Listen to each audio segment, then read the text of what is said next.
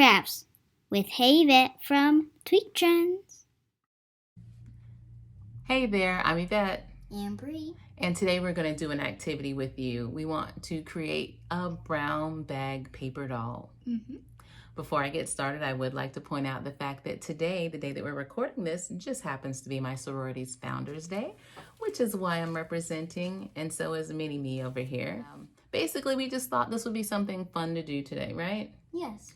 So let's get started. Bree, what materials do we need for this activity? We will need our paper doll pattern, some clear tape, 2 inches, 2 inches, some scissors, an X-Acto knife, some paper, and some markers. There we go. So I think we've got everything. If you need a pattern, you can try to freehand draw it, or you can go to the website. I'll have the link listed below and actually download this exact pattern. And if you notice, I'll bring it a little closer. It's a half of a doll on a fold, and you're gonna actually cut 2 of them.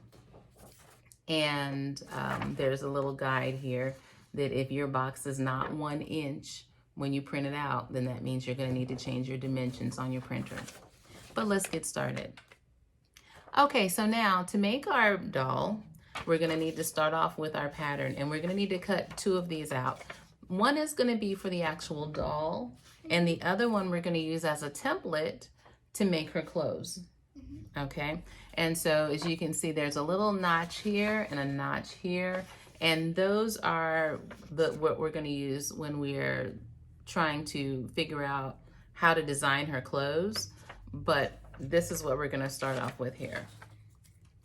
And you just take your brown paper bag, and we can actually get 2 dolls out of this, and this measures about 11.5 inches by 9 3/4.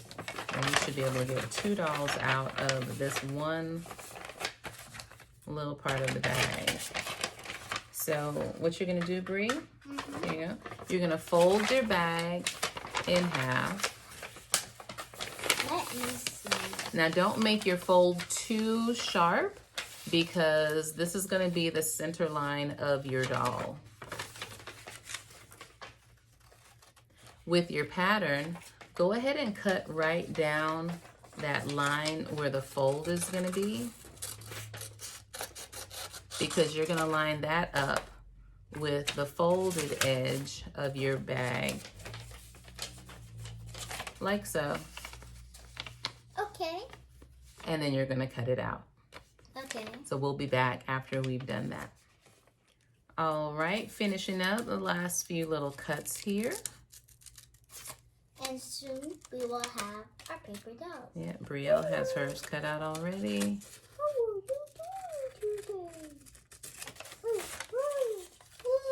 And here we go.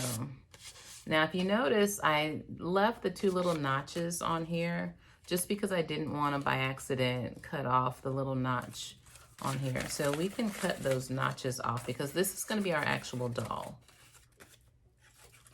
So I'm going to cut my notches off, and I'm going to give you the scissors so you can cut your notches off. Okay. Here you go. And just right along her leg, cut this little square and that little square off, okay? This is actually awesomer than I've been doing. Okay. So you're probably saying, wow, this doll has a really big head. But it isn't so much that she has a big head. She's got big hair, kind of like us. Ours is tame today because we both have it twisted down, but we got plenty of room. So if you want, you can cut this portion down to be whatever style you want. If you want to give her a ponytail and cut around it, that's all up to you. What we're gonna do now is actually draw in. You can see here where her shoulders are. So I'm gonna follow that line in and then give her a neck like that. And then 1 second. I'm gonna draw a big U shape For her head. for her head. Okay, your turn. Okay. So let's see. She said to go from the shoulders. And then go up into the neck portion. And then make a big U shape for her head. There you go. You want to show? Get it a little closer. You can't see it. There we go.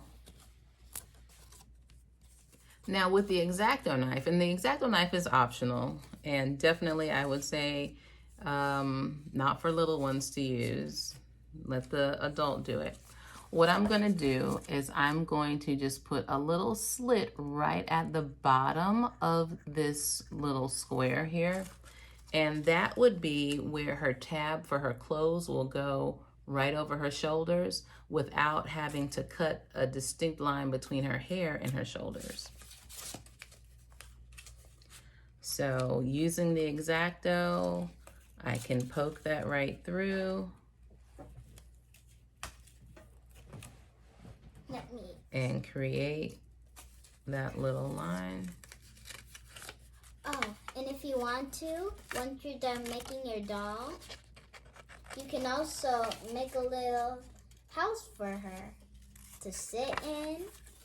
That would be another video. Yeah, that would be another video. So as you can see, I have my X-Acto knife sitting in the little mark, and I actually just folded it back in half and stuck the X-Acto straight through. Let me see yours. Thank you. I'm gonna take her. This looks awesome. Line her up on the fold and take my X-Acto knife. And I'm actually doing this off of the table because I don't have anything set down to protect the table. But of course, you know, you don't want to scrape or scratch or puncture your table. And there you have it. So Bree's doll, her shoulders are a little bit lower than where the hole is. So what we'll do is we'll just draw her shoulder to be there, down a little bit more. Would you like your line erased? Because I can do that. What line? The line straight in the middle. How do you erase the line? You rub it, press on it, rub it for a little while, then it looks good. You can also use your nail, press it on the table. Okay. And that's my X-Acto fingernail. I had no idea that you had an X-Acto fingernail. So to see the lines a little bit better, I've just gone in with our black marker about that. Let's go ahead and decorate her. We're gonna put some clothes on her. Let's give her an undershirt and maybe some underwear or some boy shorts, something so that she's not completely naked. So now this is where our markers come in. Our markers. What do you want your girl to wear? I'm actually gonna just use a pencil to make it first, and then I'm gonna draw it, and then I'm gonna color it in. Like Okay. If you think that you might make a mistake, that would be a great idea to use your pencil first to draw it in. It looks like I made a mistake. Good thing I was drawing with a pencil. Yes. I made some lips for her, but I think I made a little too long. Feel free to do this with your family anytime. This will be such a good activity. Yeah, you should try it too. All right, so we're putting the last finishing touches on our dolls. There, I think I'm done. How about you? I think I'm done too. All right, let's show them our girls. So these are our paper dolls right now. And then from here, they need some clothes. So we've got more paper bags. And what we're gonna do is use our doll as the pattern.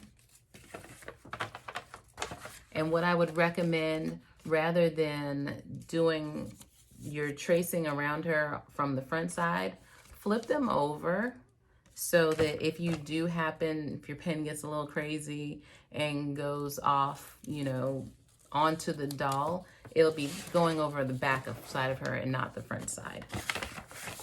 So you're just gonna trace the outline of her body. I think Bree said she's gonna do a t-shirt and some jeans. I'm gonna do a dress for mine. So what we're doing here is we're creating a template for our doll's clothes. So all I did was I traced along her leg, up under her arm. Here, you can use this. Use pen. So what I did was I traced along her leg, up her side, to her underarm, and down here. I did not go around where her hand is because in this particular outfit, she's not gonna be wearing gloves or anything like that. Then I went up over her shoulders, and these two little spots here, those are where the X-Acto knife indentions are, where I punctured the doll over her shoulders. So we'll have tabs that go right there, and I'll draw that in.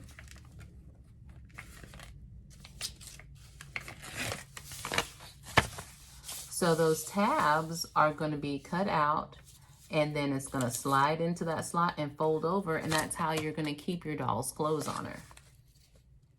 And I did the same thing on this side. So now the only thing left to do is to design her clothes.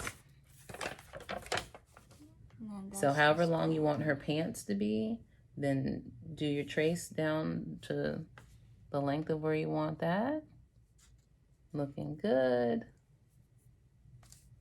So you make sure you want to hold their legs in place too when you trace around it, because it is paper. If you're tracing really close, it's a possibility that you'll cause the paper doll to move, and then that's going to mess up your trace. Can't wait to show you what this turns out to look like.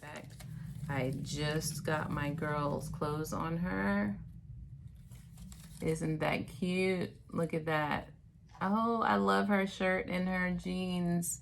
And she's got a B on it. Is it a B for Bree? Yes. Awesome.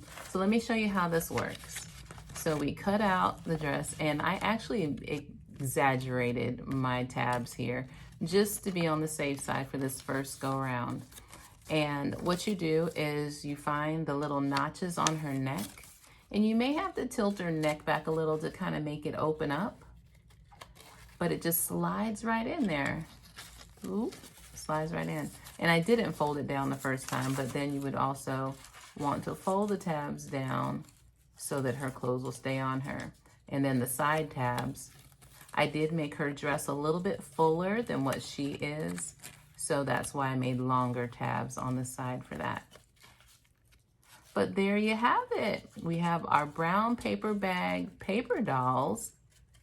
Now I did mention, Bree mentioned that we could use some clear mailing tape as well, the 2-inch clear mailing tape. And that would be if you want to do a fake laminating job for your doll so she'll last a little longer. And basically all you would do is you would take your tape off straight down and cut her out. This will be after you'd already decorated her. So at this point I would take her dress off and put the tape on there. Hello. This was fun. It was. We should do this again. Yeah. As a matter of fact, we do have another paper doll coming soon, very soon. A little bit of a preview. It's going to be a real life paper doll. It is of me. But that'll be another video. We hope you enjoyed it. Bye. Make sure to share this with your family and friends. Yes. This video was created to promote self-acceptance among brown girls.